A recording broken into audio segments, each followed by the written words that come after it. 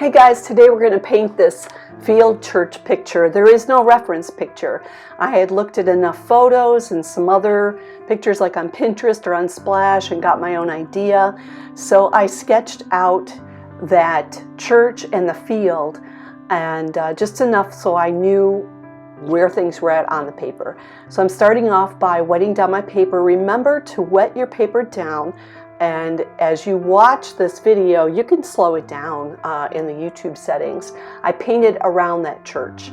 I did not paint over it or the barn. So I am doing what is like a watercolor rundown. See how that water's running down and you can see those drops? There's enough water on the paper and on my brush that whatever I'm doing, it's going to blend by itself, and I love doing that. So I moved from the sky, and then I started to pick up my colors for my trees. And you can see I left a tiny, tiny bit of white in between that sky and those trees. But the whole paper is wet except for the buildings. And that means that the sky is going to blend into those trees a little bit. And then I'm going to blend this down into the field. And all I'm doing is laying my base colors. So this is another way of laying down a background. It'll be nice and smooth. This blue that's going in, this is the mist. I love that mist that's in the field. And you can see as I'm doing this rundown process or letting the water run, I can take my paintbrush because my paper is wet enough, and I can like wipe up a whole section of paint if it gets too dark or if I make a mistake. So right now you can see I'm just letting this run, and then if I wanted to run more, see how that's running right there, I'm just taking my squirt bottle and it makes it nice and smooth. And this process works good for that. See that where I'm squirting right now is right where that fog is, and I want to emphasize more of that fog, so I need it nice and runny. I don't need it exact and perfect and with a bunch of lines. So let's watch some more of this.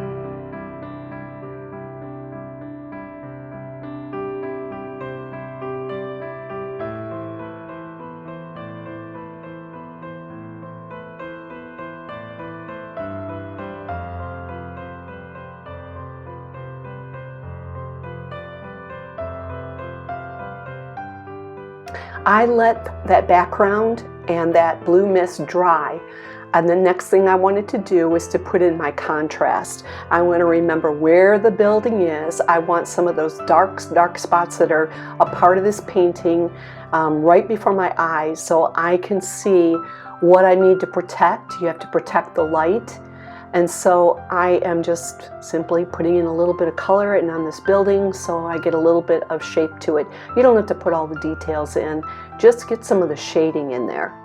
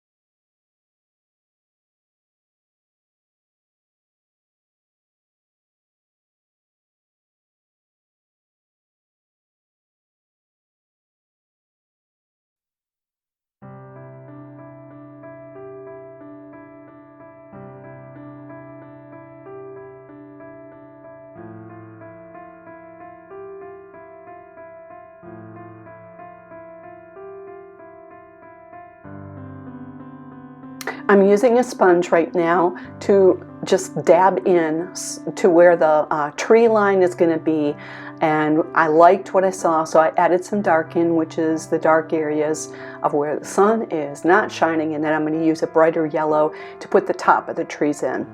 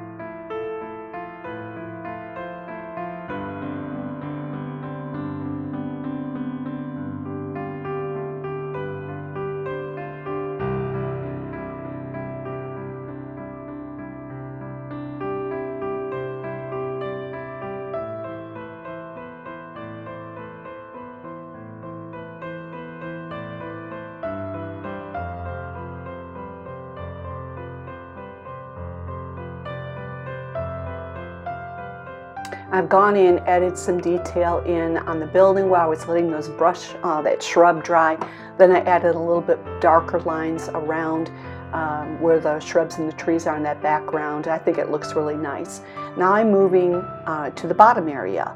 And the reason why I'm moving to the bottom, you may remember, is you don't paint sections that touch each other. You have to move away from what's wet, let it dry, and start painting something else. So I'm being kind of bold and bright in this section of grass, and I have wet that paper down, and then I'm letting the papers bleed together.